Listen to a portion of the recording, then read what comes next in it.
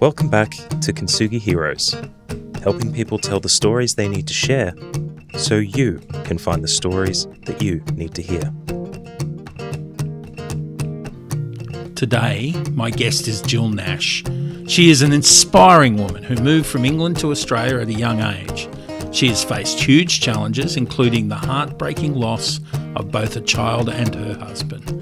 Through these tough times, she discovered her own resilience, strength, and found new purpose.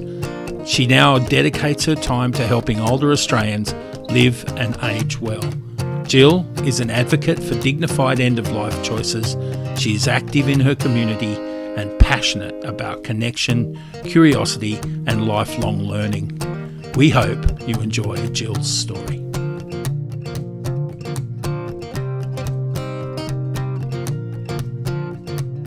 So, ladies and gentlemen and listeners to Kintsugi Heroes, welcome to another episode, another podcast. And today I'm talking to Jill Nash. Welcome to Kintsugi Heroes.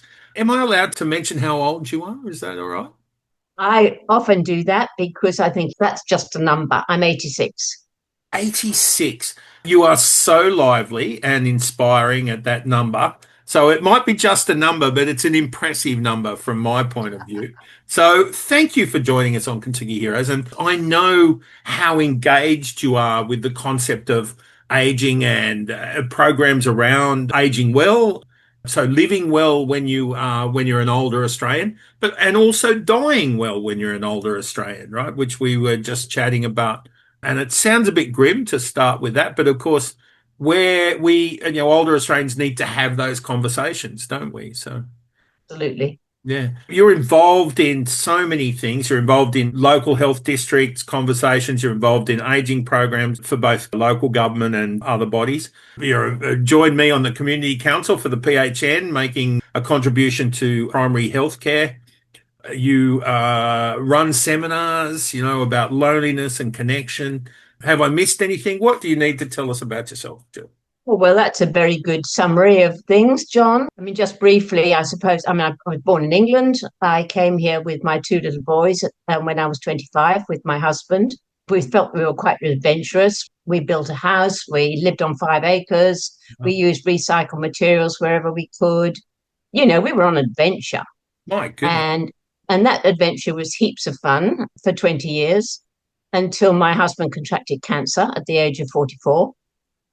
And we were living on this 5 acres, 15 kilometres outside the centre of Sydney.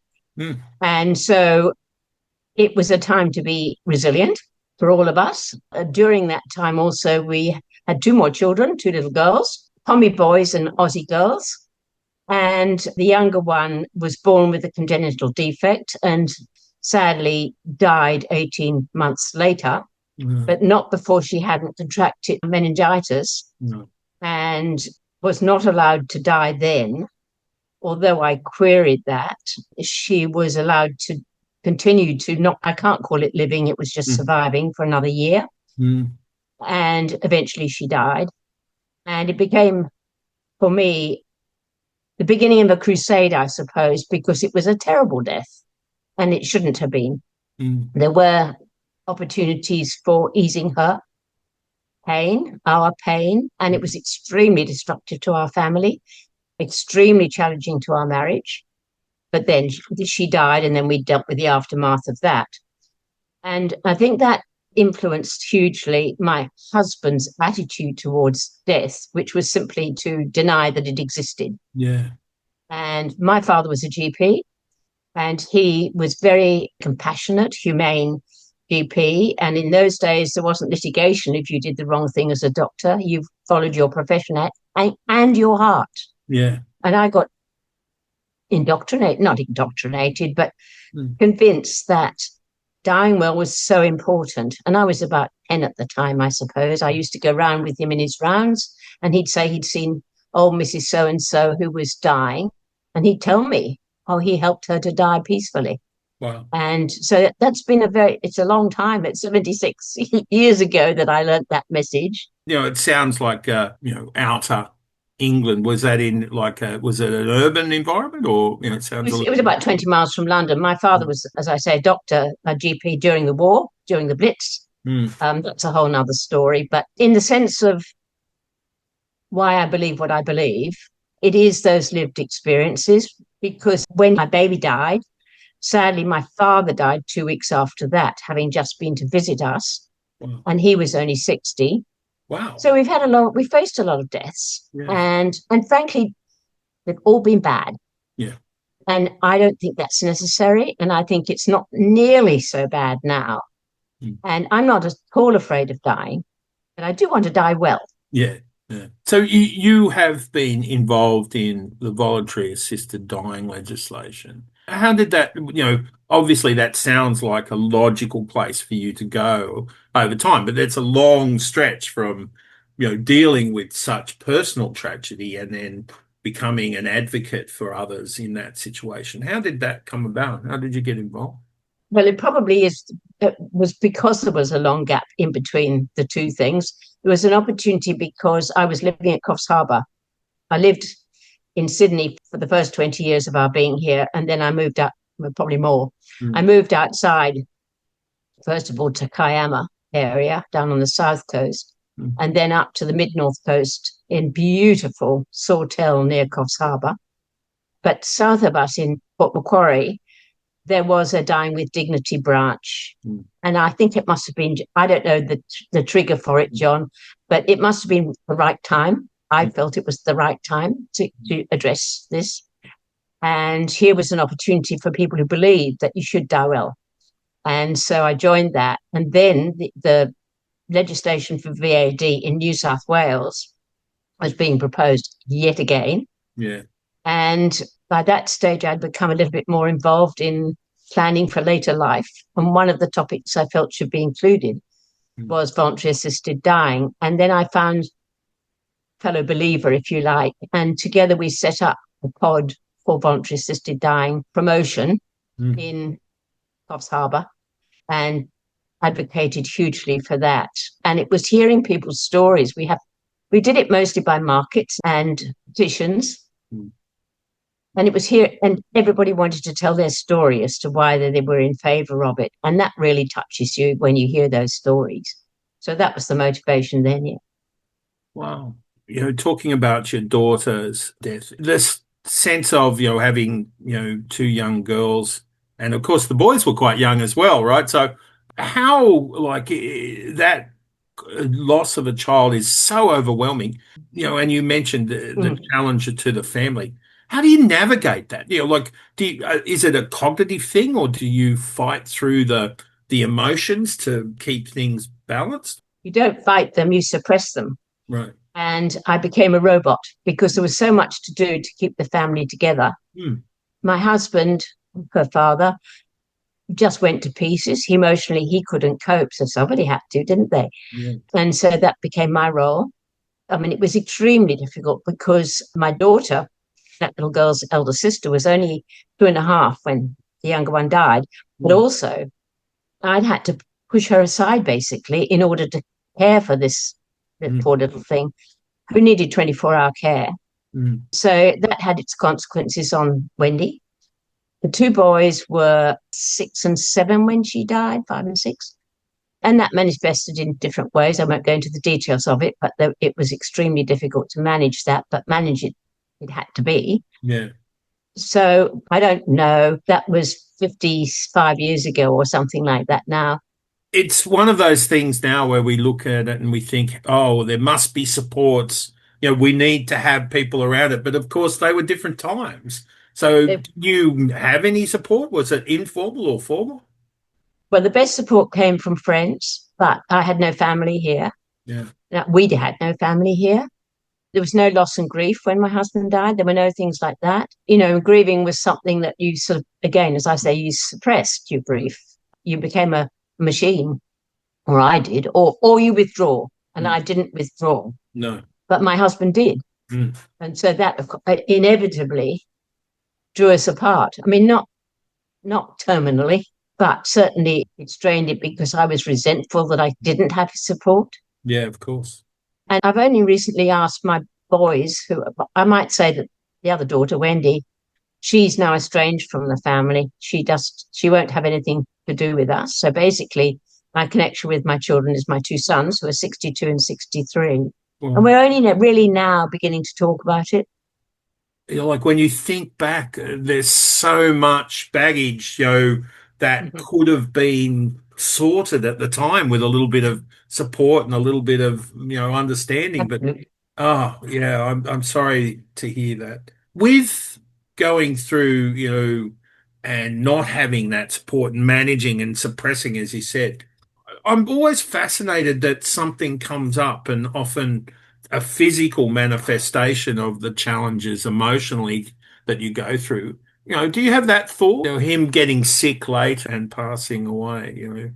Rationally, you can say maybe that contributed. I really don't know.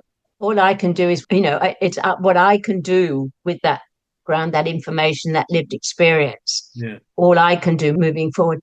My daughter, as I say, isn't here to discuss it, but my two boys, I think they've sort of pushed it. We've all moved on. We're not denying it. It happened. Yeah. It was terrible. It had its effect. We've all moved on. Being very young age to go through that kind of terminal challenge, right? Was he in chemo? Did you have to manage that whole illness process before then the death process? Yet when he was diagnosed with bowel cancer, he did start chemo, and then we made a joint decision that he would stop because at that stage, we're talking about 1970. Mm. At that stage, it was diabolical. I mean, I think it's a whole different picture now, but it's still not good, obviously. But Yeah. first of all, the prognosis is better. So, but in his case, it was so awful when during the time that he was having the chemo, he was told there was a 50-50 chance of survival if he didn't have it. Mm. And we stopped it and he was in the wrong 50%. Yeah, wow. Wow. Chemo is so destructive to an individual, right? And of course, as they get weaker, your relationship changes with them. How did you understand, your role as wife, mother, and carer? Well, I was a whole lot younger, of course. And I think that's very important in terms of older, Mm. contracting some terminal disease when you're Mm. older. You don't have the resilience that you have when you're younger. As I say, I just had to get on with family, but I was very lucky. I'd started a career job. It Mm. was well paid, fulfilling, and so on. He was not the provider. I mean, he Mm. did provide, but I was the major provider. And when I came home from work one day to find a letter on the table saying that he had decided to leave us, to disappear, was his word. And that was obviously devastating. Mm. And I had no idea where he had gone until I had a phone call in the middle of the night from England saying he had died there in a hospice. Oh my goodness. So he So, decided to take himself away for the process. yes, yeah. Well, he came from England. He wasn't born there actually, but he was born in India, but he'd spent most of his young life in England. And I mean, again, I was absolutely furious. The hospice where he was, there were none here at the time, but there Yeah. was one there. St. Christopher's, it's very famous. They would not tell me any details about how he got there, where he had come from, anything about. So it's still a mystery. Goodness. It's, obviously it must have haunted you that, the why of his decision. You can't even see the process, right? Did that have an impact on you? Oh, of course, but he felt he was doing it out of love, and the letter was a very, very loving letter. So I had to cling on to that. Mm. That was the motivation. That was the emotion. I thought it was cruel. I saw it as being cruel. He saw it as being kind. Yeah, yeah, So emotionally, that was the gap between us. I yeah, would have liked to have shared it. I mean, I cared for him. I was able to do that. yeah, And I was a doctor's daughter, so I knew about that. But it was that lack of trust, I suppose, on his side. yeah.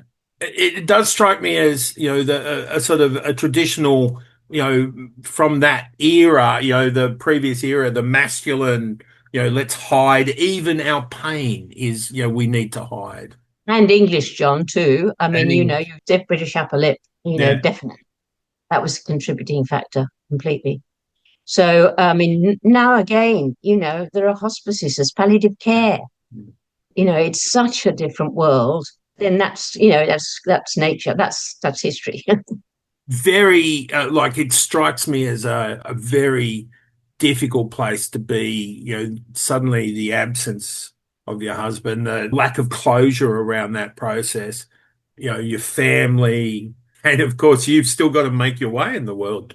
What did you reach for? What was your way of coping?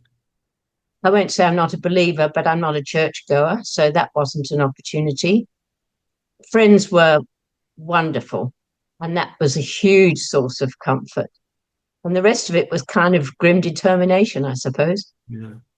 Do you think you were like, there are other people who go through, not the same, of course, but tragedies and difficulties. Did you feel like you were alone in what you were doing, or did this connect you to other people who were going through things? One friend, we both worked for the Film and Television School in its infancy. And I had lunch with her yesterday. She's now 90. Wow. I'm a bit younger.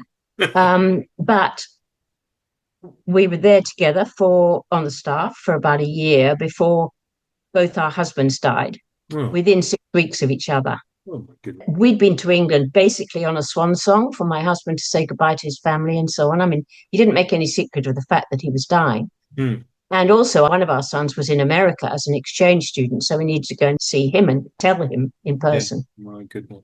It's another aspect of it. But just continuing on the friend thing, we got home it was actually Australia Day, and these friends had stocked our fridge with goods, knowing that we were coming back from England and, we'd be tired.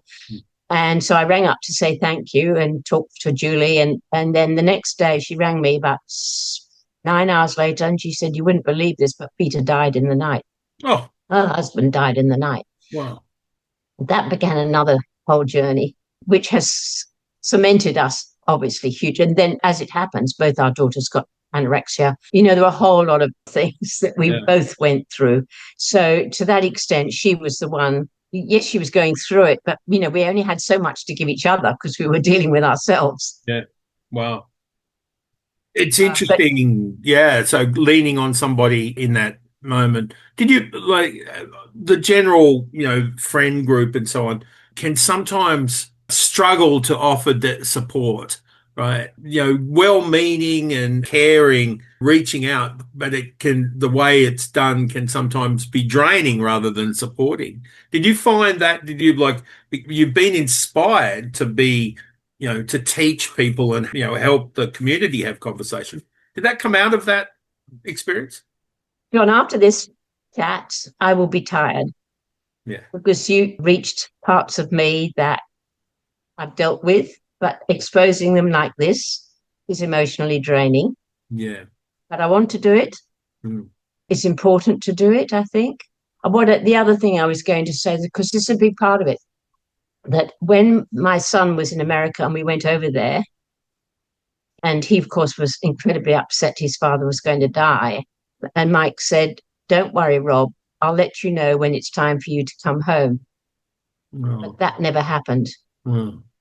So I think we need to talk. We just need to tell people, we need to be true, and then you can build some trust. Yeah. And so there was no, it was very difficult for him to, well, I'm putting words into his mouth. I don't know. Now he says he's fine. He's sort of, "I've moved on, Mum, I've moved on." But he was 17 at the time. He did come home. Before his father had died, he actually did come home, but his father had disappeared to England. Yeah, wow. I brought him home, and then he had to go to hospital for a procedure. So actually, when we heard the news, he was in hospital having a procedure. His elder brother was 18. It was his 18th birthday. Oh, and so, I mean, it really honestly couldn't have got a lot worse. Well, of course it could, but to us it couldn't. Yeah, no, absolutely. And then going back to the friend, as I say, we were working in television at the time. And in the early days of the Film and Television School, we had on staff, I don't know how old your audience is, but Simon Townsend. And he had a show called Simon Townsend's Wonderworld.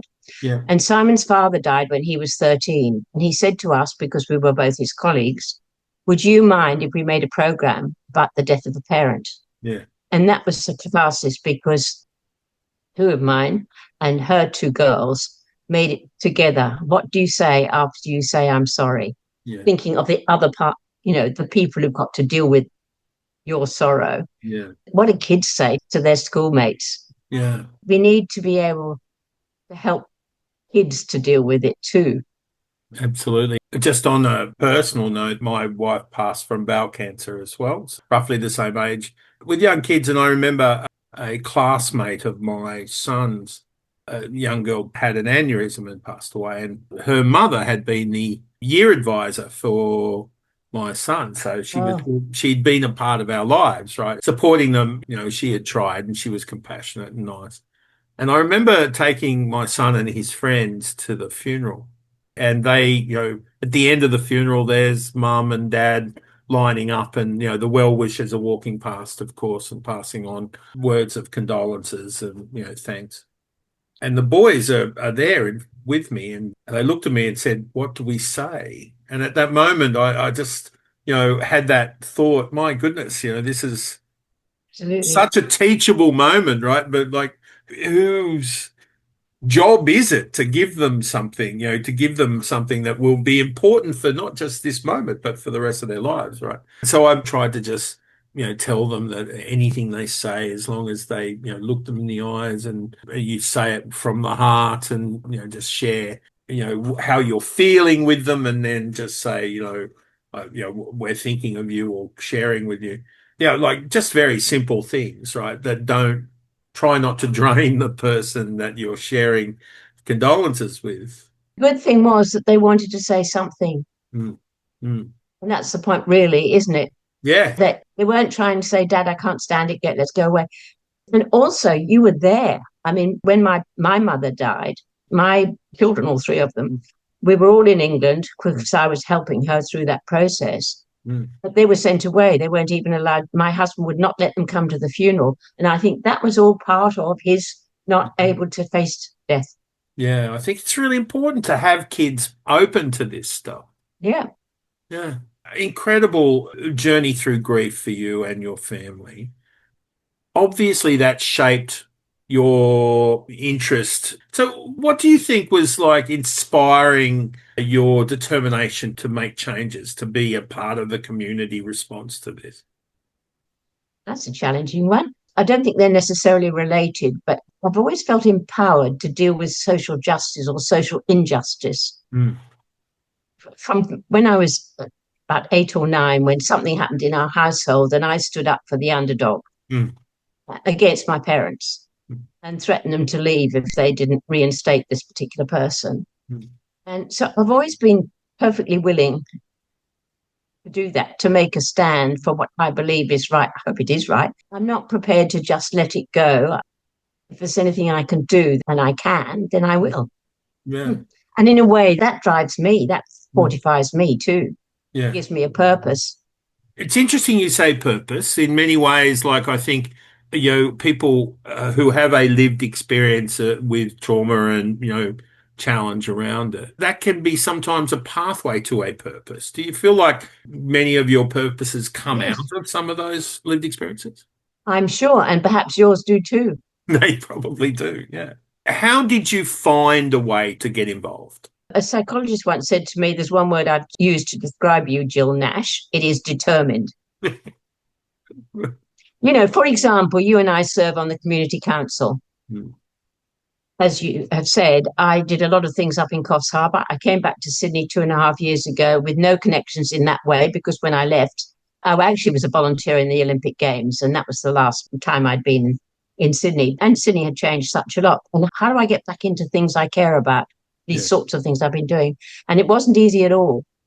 The reason I'm a member of the community council, that I was standing on Hornsby Station and the previous chair of our committee, and I got talking. And she said, oh, you should be on our community council. But she said, I can't do anything because I'm the outgoing chair, but I will introduce you to the incoming chair. Right. And so we had a cup of tea and here we are. So serendipity as well as purpose combined to put you into the next iteration of volunteering. But I think there's another thing. I'm lucky. I'm not shy. and I'm quite willing to go into unfamiliar places. It doesn't scare me. And I think that's an extremely valuable thing to have. You can't manufacture that if you're not like that. I think it's a personality thing, don't you? I think you can learn courage. Well, yes, I think you can learn courage. But for some people, the world's quite scary. But I find the world really friendly. Mm.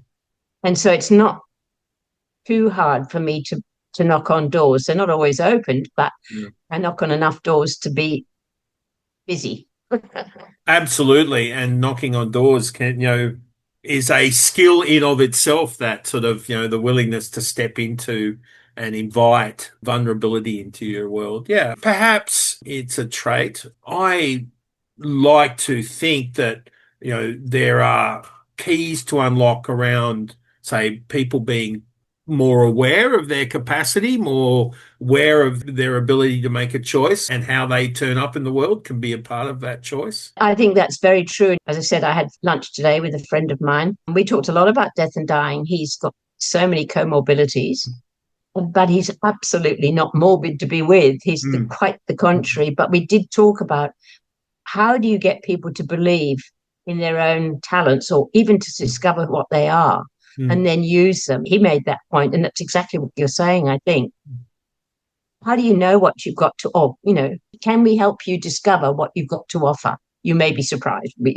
Well, absolutely. And perhaps, that's the idea of like volunteering and turning up out of our passion, out of our purpose, the lived experience that drives that.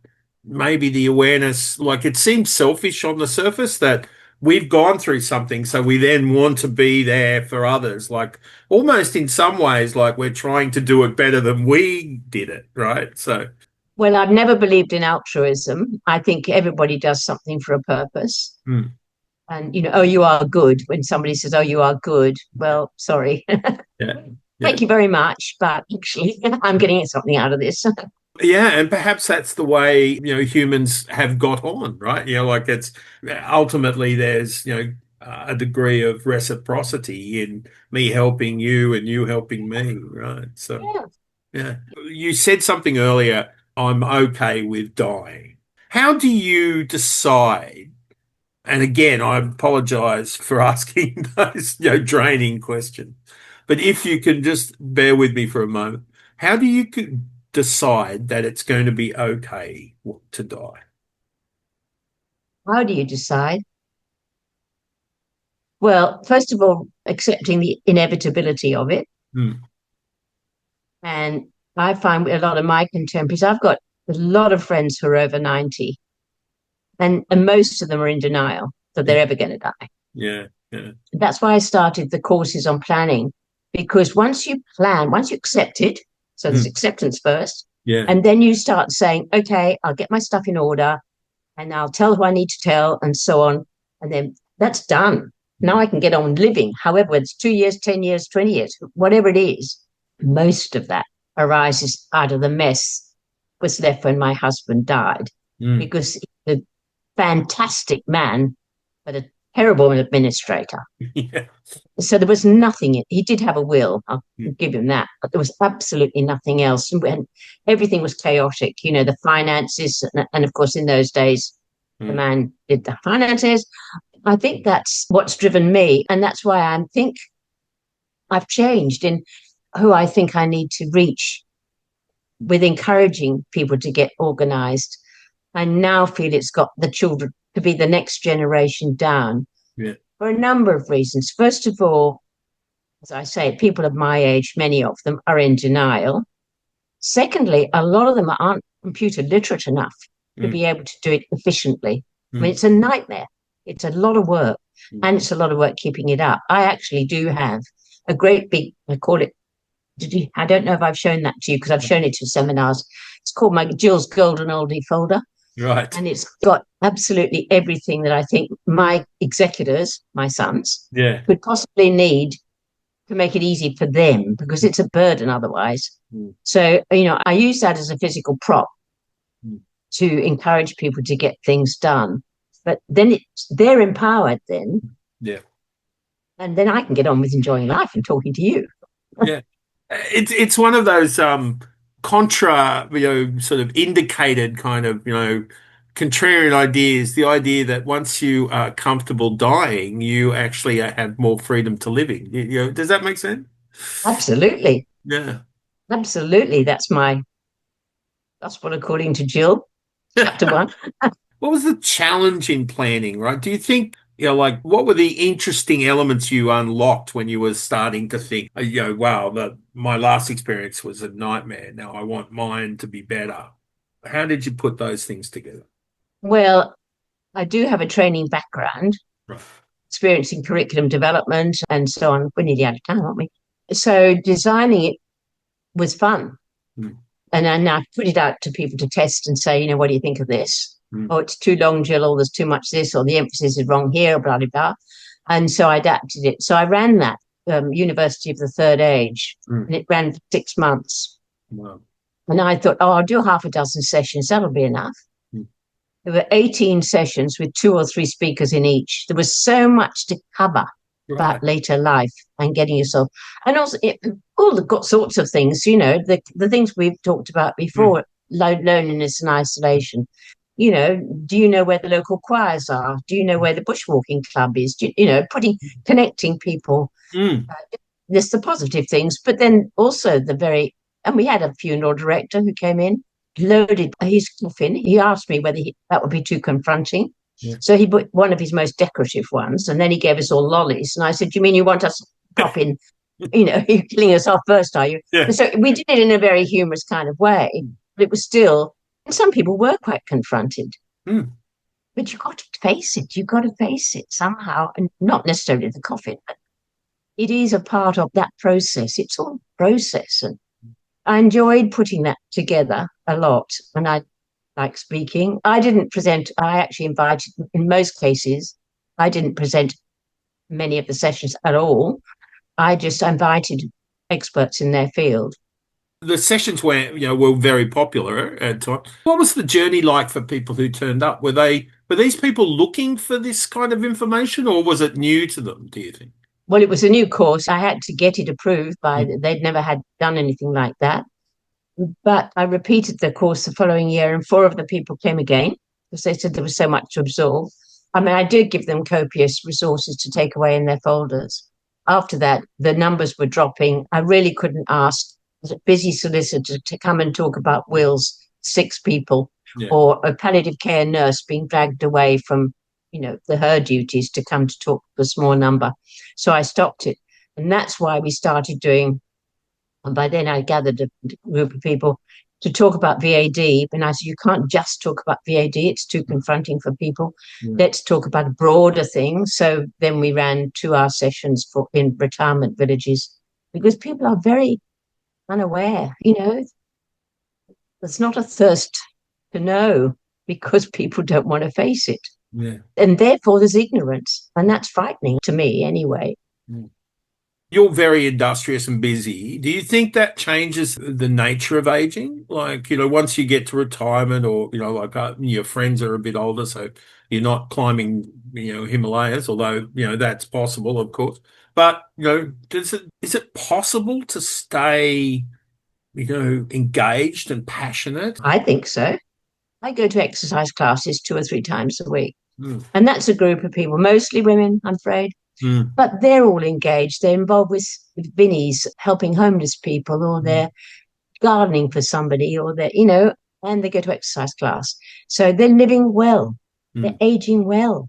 Yeah. And if you go into those environments, it's very hard not to be persuaded. I just don't know people who are in their homes. And that's, of course, a story in itself. I wish I did. I wish I have been into a social housing. It was actually art therapy. And I was invited to go in because they wanted the residents to interact with broader community. This, my friend, the art therapist. And only one person came into that. I mean, it was free. They didn't have to make anything. They just could talk if they liked. They could just interact, and they didn't. And I think that's the sad. And I don't know how we overcome that, John. Yeah. There's so many challenges to, given the current environment. There are social determinants for loneliness and for say financial difficulty and housing and, the system itself and of course illness. We know that one of the fastest growing areas of suicide is older Australians, right? People over 65. I think it's older men too, isn't it, rather than women? Yeah, and there's a significant bias to men doing that. What do you think might be some of the challenges that seem to result in enough despair and pain that after all of those years of getting through, Australians are deciding it's over? Well, through this, my group that I would go to on Tuesdays of mostly men, all in about their 80s, Mm. still engaged. But Tuesday mornings is their lifeblood. Yeah, And I suspect that it's for people who don't know how to tap into that. yeah, And they say, what is life about? What's the point? Well, beginning of the year, Council of the Aging, Total New South Wales, had a subgroup called Omni, Older Men, New Ideas, right. men getting together. And I think if you could set up Omnis everywhere, maybe in your work you do, but people need to know how to tap into that and they need to want to go. Yeah. And those are the barriers, aren't they? I don't know how you address that. Well, it's very difficult to reach people and invite them into some place new that in many cases, they've spent their entire life avoiding, right? Yes. Say, sharing emotionally with other men or, being available to be supported or to support others is not something a lot of men have practiced in their life, right? Two men, one in that group and another man, he's 75, and he came to lunch on Sunday. I had met him, but I hadn't socialized with him. And he injected himself because he's overweight, Mm. because he's too much. And he belongs to the church, so he's involved with that. And I said, do you have enough to fill in your day? And he said, no. So he's overweight and lonely. Mm. Another friend, different situation. His wife has dementia. He's also overweight and lonely. Mm. And I think there's a thread here. Mm. How do you get to that? It's really much more in your field than mine. Mm. But, like you're offering the opportunity for people to come together and learn, right? And I'm interested also in your idea, like, offering lessons and learning and, we talk about lifeline learning. You think it's possible? Like, when do we stop learning? Do you think that The day I snuff it will be the day I stop, with any luck. I mean, provided I'm cognitively able to do it. It's very difficult to start it if you do stop. yeah, So I think it's got to be a continuous thread and a curiosity. I think a number of people lose curiosity, and I think that's incredibly sad because the opportunities for learning and experiencing new things are almost overwhelming, in yeah, fact. yeah, But again, that's why I think the value of things like U3A or view clubs or Probus or seminars that, like the ones we put on, the opportunities are there. I can understand some people's reluctance because I think they've lost confidence. yeah, And I think that's one of the stumbling blocks is they feel, oh, I'm old, I'm past it. I can't believe how many times people tell me in their 60s or something, I'm getting old. And I think, what a waste, yeah. As a leader, right? With COTA, and of course you're an effective advocate for the needs of older Australians in different places. What do you hope for the population? The country is getting older. What do you hope happens? You may be surprised with this, and it's a pretty contradictory sort of thing to say, provocative. If people want to die, I think they should die. Yeah, I think there should be much more choice about when they want to die. And so your instances of the older men suicide thing is they're exercising a choice. yeah, That's what that's about. yeah, Now, I think we should be making it easier and more dignified and comfortable for people to exercise that choice. If you think about the health service and the amount of the budget that's going into keeping older people alive with, what I consider not life sustaining surgery, but it could be. I mean, I just read a book which put amen on every page or okay, yes, yes, yes. because it was from a palliative care professor talking about power to die, the power to end life lies all with medical, well, sorry, not all completely. But so what I would like is for the power to choose when to die and how to die should be taken away from, well, not completely taken away, but you know what you say, there should be a power shift about that. Well, they talk about the dignity of risk for people. We should be able to risk, through our own choices, we should be able to risk our own lives, right, up to a point, right? If it doesn't impact or, fall on other people in a negative way or so on, we should be able to, exercise agency over our situation. We've lost agency. I do feel. I looked at a really huge cement truck coming towards me today. And I thought, now, if I stood in front of that truck, what would be the consequences? And that's what you're saying. That truck driver will probably be charged with reckless driving, but it wouldn't be. It would be me exercising a choice. Yeah, wow. I think. You're right. That's controversial. So part of that is, right, there probably should be, if we move into that sort of more the expanded view of VAD, right, we probably should be looking at much more sort of dignified options than cement trucks, right? But oh yes, it would be very messy. But I mean, it was an extreme example just to illustrate the point. But it's who has agency, and you've rightly said, provided that the consideration for the people affected by that action. But having dealt with that, having satisfied that it's okay, then the agency should rest with me, on you. Yeah, perfect. Yeah.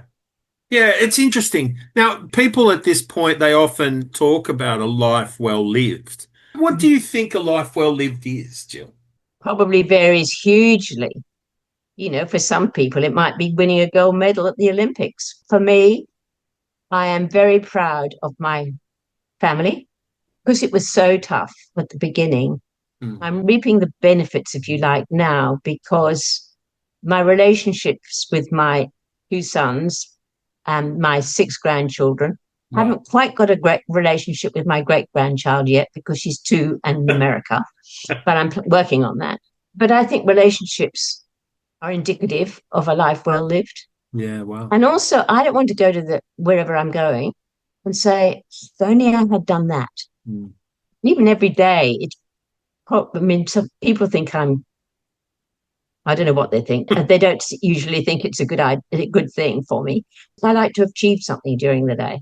Today's my first podcast. Yes, wow. Clearly you should have been doing it years ago, right? You know what I mean? We need to value and not say, I can't do this anymore. I mean, you're an excellent interviewer. I mean, that's fantastic. And you obviously enjoy it.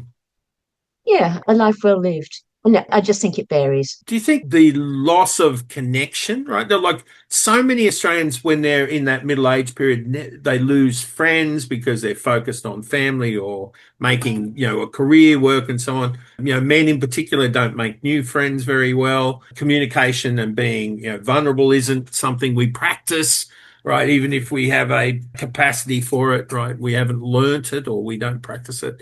What might help change this, like in a program where we go and hug every older Australian, every person over 60 gets a free hug a day or something like that. This is very much your bailiwick about trying to encourage older Australians. Well, I absolutely love traveling, and that I think has opened my eyes hugely.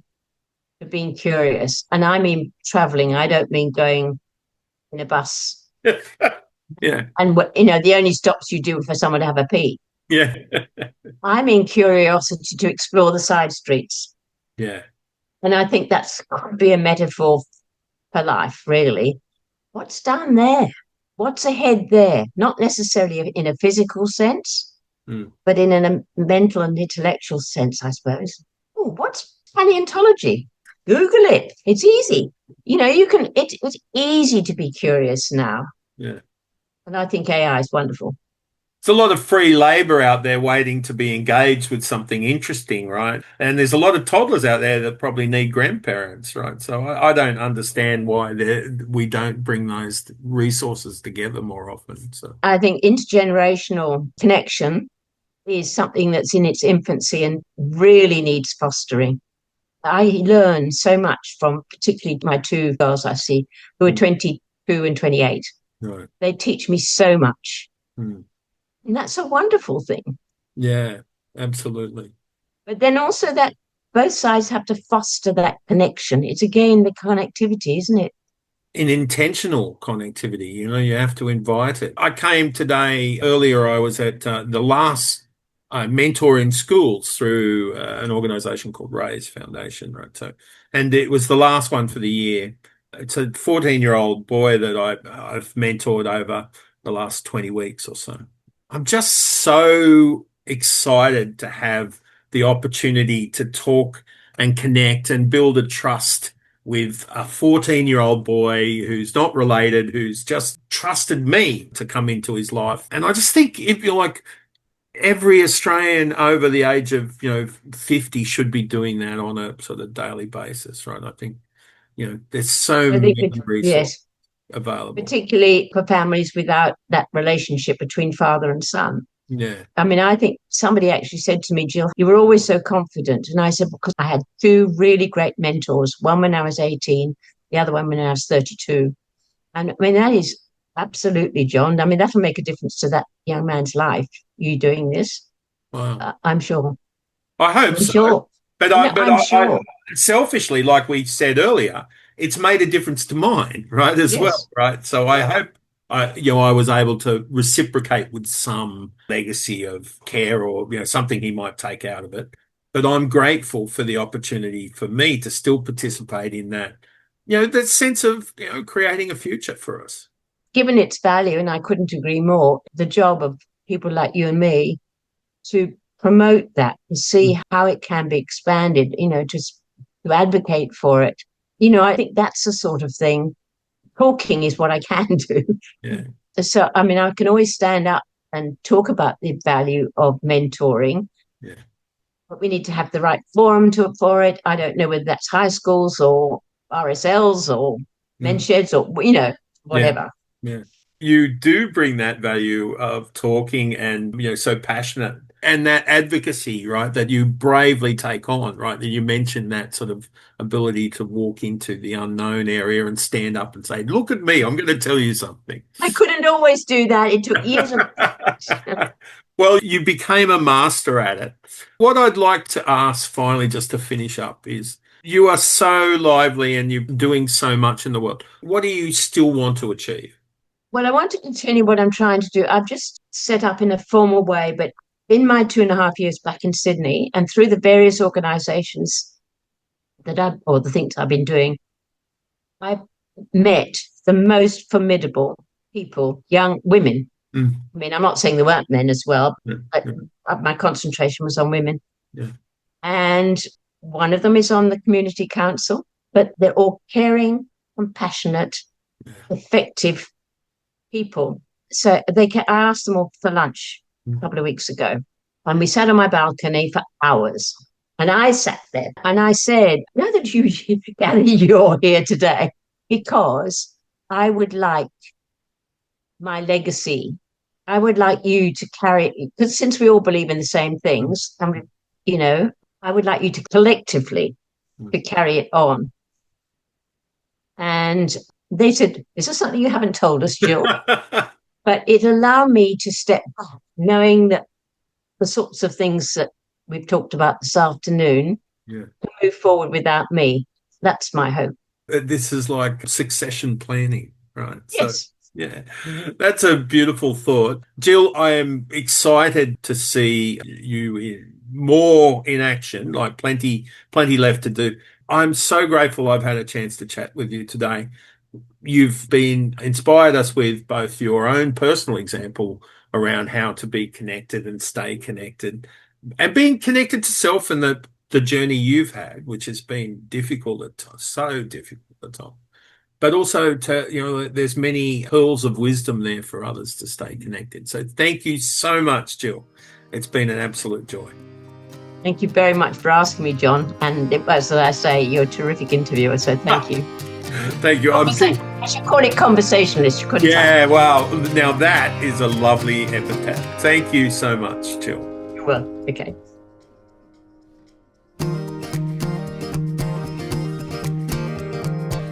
Thank you for listening to this episode of Kintsugi Heroes. Thank you to Colin Lilly for permission to use Broken as our theme music for this series. If you enjoyed this conversation, share the podcast with a friend and let us know by leaving a rating and review on Apple Podcasts, Spotify, or wherever you get your podcasts. If you'd like to support Kintsugi Heroes and the stories we share, head to kintsugiheroes.com.au and follow the instructions to make a tax-deductible donation. Thank you for listening, and we'll see you next time.